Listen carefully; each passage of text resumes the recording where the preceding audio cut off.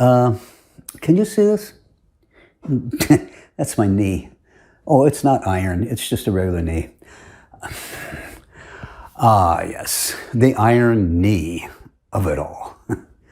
Irony, get it? The irony of it all? The iron knee of it all?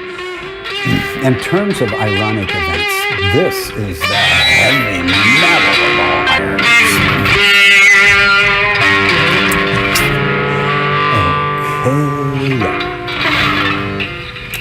This is really heavy metallic iron knee.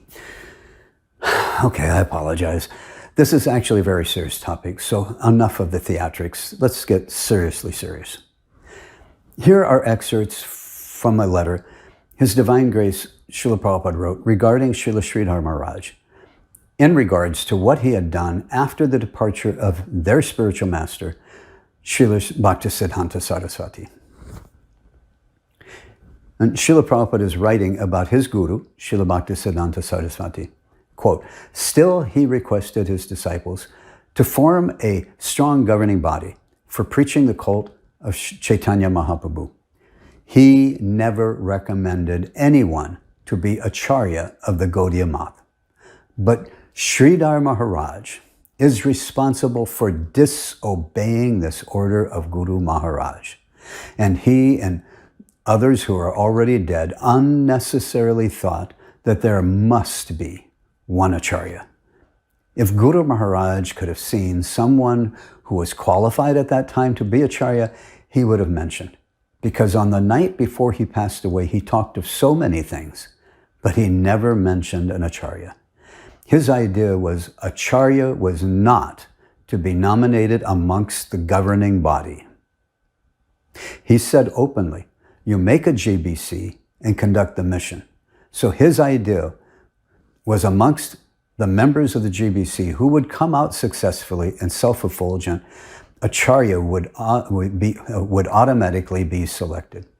So Sridhar Maharaj and his two associate gentlemen unauthorizedly selected one acharya, and later it proved a failure.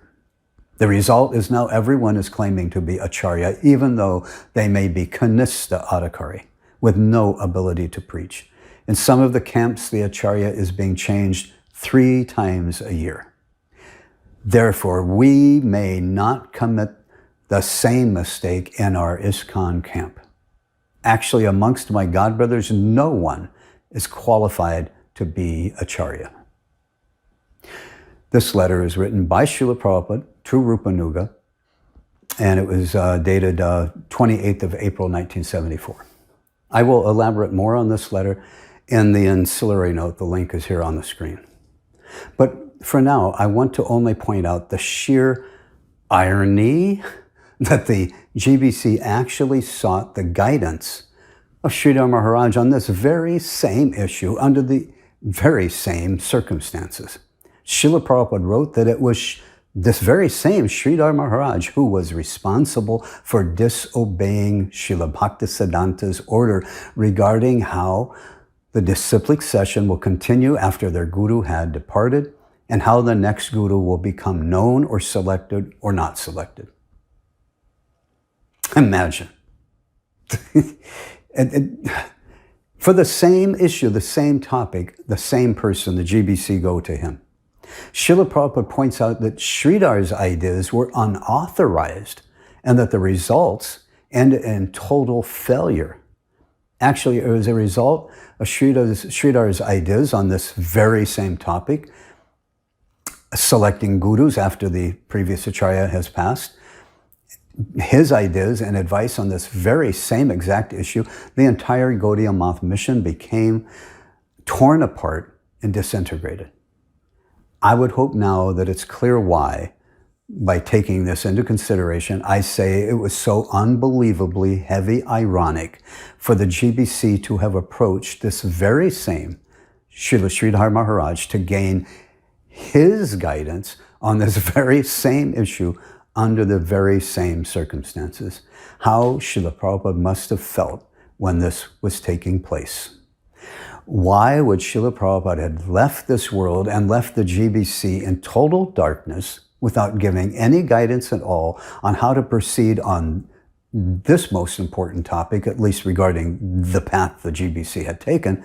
And yet, instead, just before he departs, he instructs them that the GBC can seek Sridhar's guidance on philosophical issues that they may find themselves in the dark about. It makes absolutely not a grain of sense.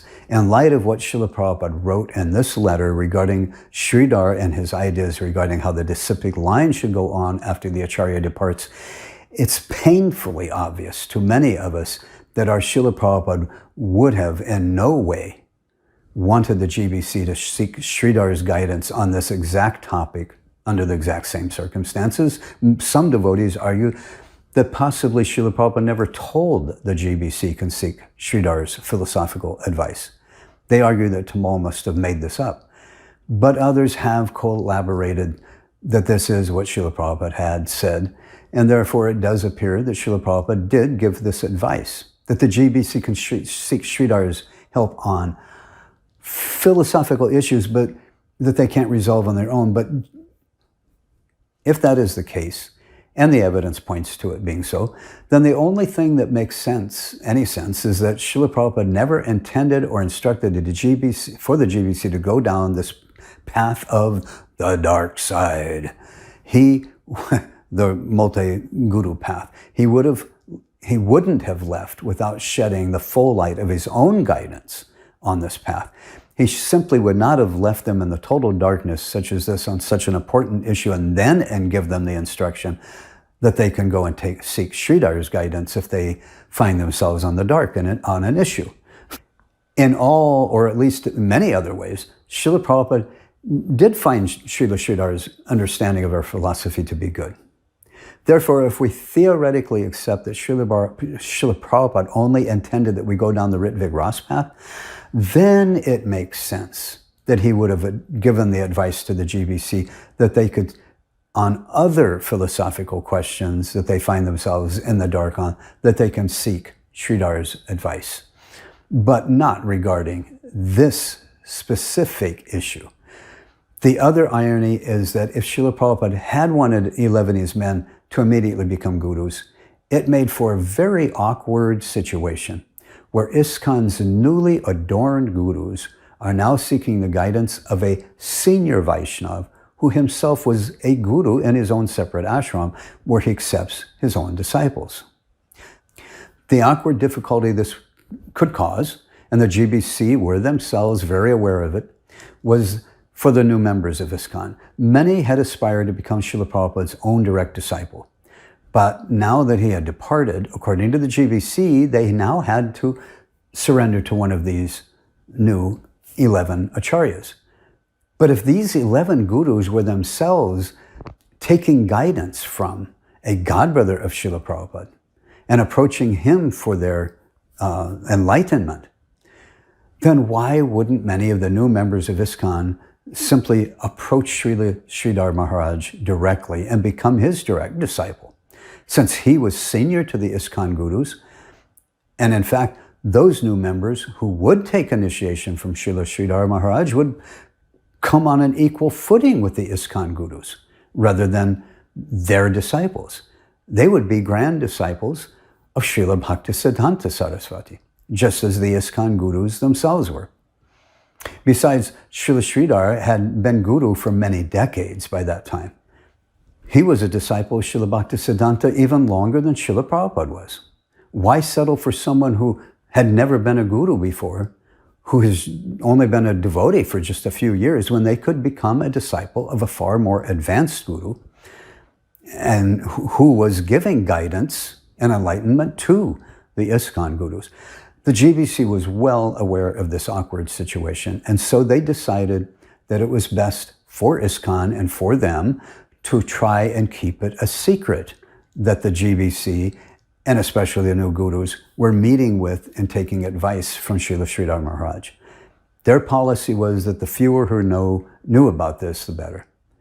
But of course, later on, when devotees came to find out, it caused a number of additional problems. As is typical when leaders try to keep secrets. Leaders keeping secrets simply breeds suspicion and distrust. A number of Prabhupada disciples who found out that the GBC were going to, Sridhar thought that if the GBC can go, so can they.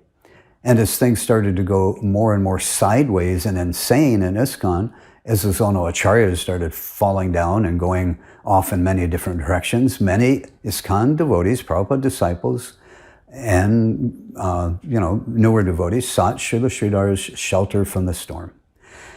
Others, when they discovered many of the GBC had been meeting with Sridhar and keeping it secret, saw it as another reason to lash out against the GBC, as they saw it as a shady cloak in darkness and was dishonest on their part. And others took it as being disloyal to Srila Prabhupada and a fall down on the part of the GBC. I'm not going to go into any more details here about the GBC's meeting with Sridhar Maharaj in March of 1978 or what all he said. That I will cover in a separate ancillary note on the March 1978 official GBC paper, The Process for Carrying Out Srila Prabhupada's Desires for Future Initiations. Flag it or click on this link for more information about that. That paper, by the way, was the first official paper that the GBC produced on this Guru issue and remained their foundational official document on this issue for many years, decades actually. That paper was written hours after their first meeting held with Sridhar Maharaj. Sridhar's own disciples had recorded that meeting, and there are actual recordings and transcripts available online that confirm that it was his guidance, Srila Sridhar's guidance, even word for word advice, that wound up becoming the foundation of this official formal GBC document regarding the official rollout of the new ISKCON gurus and how their multiple guru system was supposed to work. It's ironic that the very basis of the multi-guru path that the GBC took wasn't even based at all on Srila Prabhupada's guidance, but on the guidance of Srila Prabhupada's godbrother, the very same godbrother who had given all wrong advice and took wrong and disobedient actions on this very same issue when their guru, Srila Bhaktisiddhanta Saraswati, left this world. The main point I've been making here, however, is that from their very first step into this multi-guru path, the GBC had found themselves in the dark due to the fact that no guidance had been given by His divine grace at all. In hindsight, this path really looked more like a black hole leading to the dark side. It most certainly was not an enlightened path that had been carefully laid out and illuminated by ISKCON's founder Acharya, His Divine Grace A.C. Bhaktivedanta Swami Prabhupada. And even with Sridhar's guidance, still the GBC and their new gurus were at a loss, with one going this way, another going that way. Soon they began bumping into the walls, bumping into each other. Then not too far down this dark path, they started tripping over their own bare feet and began falling down left and right, head over heel, and flat on their faces. Yes, sadly, so many devotees' lives suffered as a result.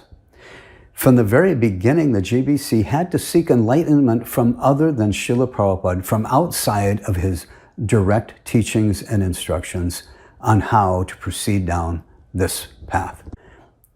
And the GBC also didn't accept all the advice and guidance that Sridhar gave. And when they didn't think his advice was right, what did they do? They began to concoct their own ideas on how to proceed. The GBC started drawing their own maps, making up their own rules. Since Srila Prabhupada hadn't given them any clear guidance, he didn't lay out the map for them to follow, so they started just drawing up their own map. The GBC felt they had really no choice but to blindly try and figure out the rest on their own. They had to feel their way down the dark marg. They established their own rules for how the gurus were to function. They authorized themselves to have authority over and above such actual masters and gurus, and they authorized themselves to appoint new gurus. But according to our Srila Prabhupada, Srila Bhaktisiddhanta Saraswati had instructed, And I quote, this is from Prabhupada's own letter, what Srila Prabhupada himself actually stated, Acharya was not to be nominated amongst the governing body. That, end quote, that is Srila Prabhupada's own statement in his letter written. And he's quoting Srila Bhaktisiddhanta. Yet the GBC wound up going directly against the instructions of their own guru and that of the previous Acharya as well. The GBC wound up cutting through the thick, dark jungles so they could make their own concocted path. They were in uncharted territory.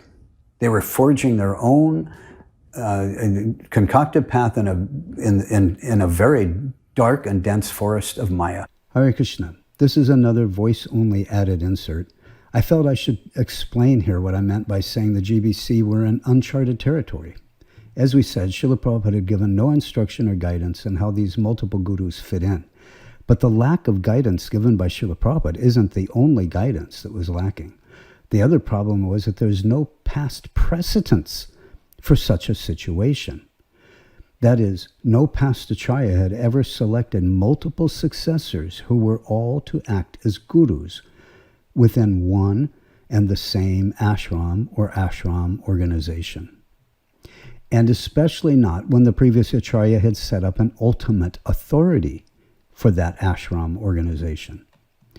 So not only was there a lack of any clear instruction or guidance given by Srila Prabhupada on how this was to work, there was no past example to see how such a situation was handled in the past, because there never was a situation like this in the past. And that is why I say that the GBC had found themselves totally in uncharted territory. There was no guidance given by Srila Prabhupada, and there was no past example to look back on to see how to proceed and how this was to work. And keep in mind that the situation the GBC found themselves in wasn't due to Srila Prabhupada putting them in that situation because of his instructions.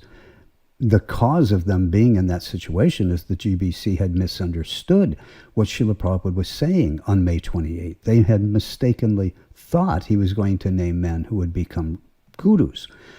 But that was a misunderstanding. Actually, he told them he was going to select men who would be Ritvik, which anyway, I've already spoken about, which I'll provide hard evidence for in the chronological timeline section.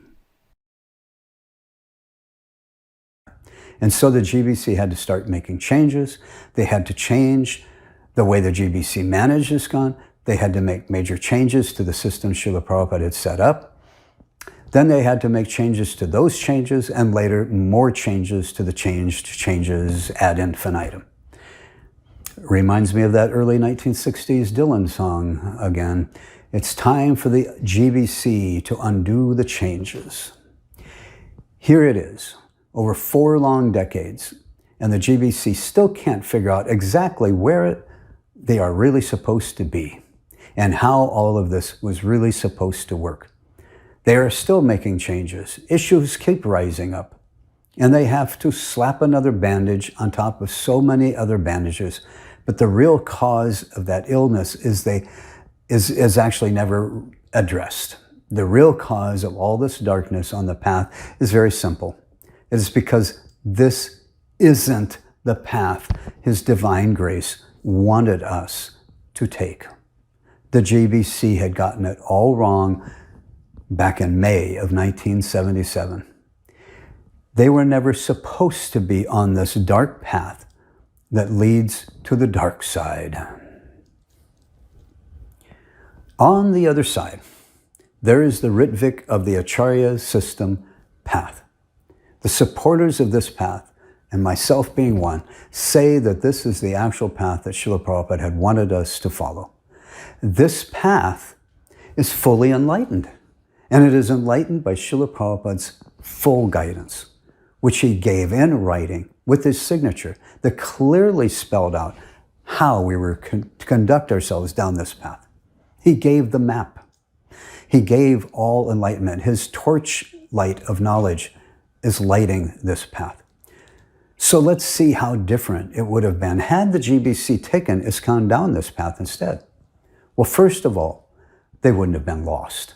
and confused as they admit they were in the months that followed Srila Prabhupada's departure, when they were trying to figure out how to go down the dark path. For this issue, there would have been no need to seek Sridhar's guidance, since Srila Prabhupada didn't leave them stranded in the dark on this path. What would the GBC's first step have been? Well, if you notice, this path is actually the same path that Srila Prabhupada had been taking us down all along. It isn't a separate path at all. As we've already explained, Srila Prabhupada gradually introduced most of the aspects of this proxy system of initiation over a 9 to 10 year period. He had delegated more and more of the physical aspects of that process to the temple presidents and various GBC men. And Srila Prabhupada had prescribed to the GBC the duties of overseeing and caring for the spiritual welfare of the members. Then, months before he departed, he finalized the 100% proxy system of initiations and instructed the GBC to start performing their Ritvik representative duties while he was still present. So, as we see, the Ritvik representative path wasn't a new or different path at all. It was the same path that Srila Prabhupada had been taking us down all along. He even finalized it while he was still present. For 7 years, Srila Prabhupada had established and instructed the GBC how they were to manage his mission in his absence.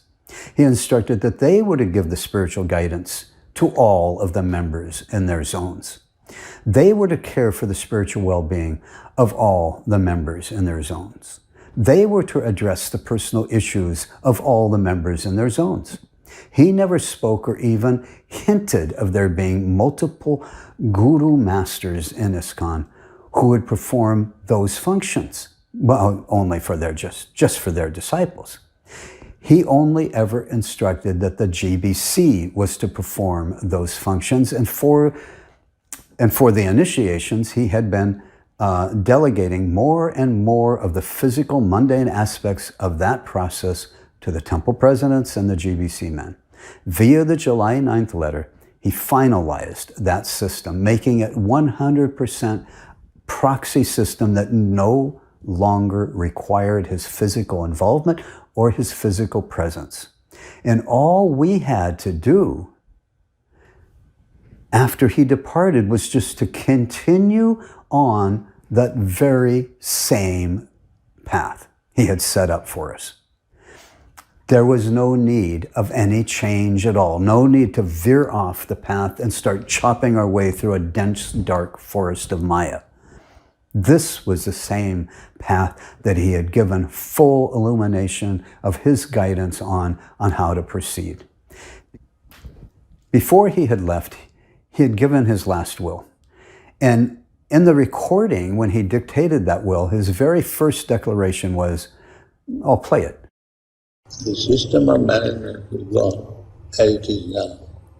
There is no need of change. The system of management, as he had set it up, was to continue on. There was no need for changes. We were supposed to simply stay on this enlightened path that he had given us. We weren't supposed to have veered off in some concocted, dark, dense forest of multiple gurus in the one same ashram. There was no first step for the GBC to take on this path because they had already been walking down this path for years. We were already on that Ritvik representative path. All we had to do was continue forward. Unlike Mr. Magoo's path, the multi-guru path, on the enlightened Ritvik representative path, there were no conflicts of authority, no overlapping or competing duties performed by the Ritviks and those of the GBC, as they were between the gurus and the GBC. The Ritviks didn't compromise the authority or position of the GBC like the masters did, the multiple gurus did. On this path, the duties were given by Srila Prabhupada to the GBC, and they would remain as they were without any need of change. Everything was already in its place. Everything was already functioning. All guidance needed to continue forward was already given, and the most vital aspects were given in writing. all we had to do was just stay on course down that same enlightened path that he had already been taking us on. And doesn't that really make the most sense? That this is how Srila Prabhupada would have wanted it and would have planned it? That he had already been taking us down the same path, just as he did with the GBC. Remember with the GBC, he had given them all instructions on how to manage. And several times he stepped away and removed himself from the day-to-day managing, day-to-day advice and overseeing. He stepped away and let the system operate on its own without his day-to-day involvement to see how it would work. He fully gave a dry run test or a wet run test. And on the Ritvik, he had set that up, given all instructions, had them start the process before he left. And there was not much unique about that process from July 9th forward, because most of the process he had already established. That the temple presidents make the assessments, and GBC members had already been chanting on the beads, had already been giving spiritual names, the fire units had already been done by a GBC or temple president. All that was already in place. One last step, that now the temple presidents write their letters of recommendation, and instead of giving it to Srila Prabhupada, they'd give it to the nearest Ritvik. That was the only step that's really there that's unique in the July 9th letter. And that wrapped it up, and that made a full, proxy initiation system, that he formalized it with the title of the Ritvik Acharya. That's the same path he had set up and wanted us to continue on. Wouldn't that make most sense? Rather than he wanted that these 11 men become regular gurus and we start adding more and more gurus and we just veer off the path that he had been taking us on, totally disrupt the system of management that he had been working 7 years to put together and had tested it out to make sure it ran properly. Just totally disrupt that, go off into this dark path without any guidance that he didn't give us. Does that make sense? Obviously, the most sensible thing is that this is the path Srila Prabhupada had wanted us to go on.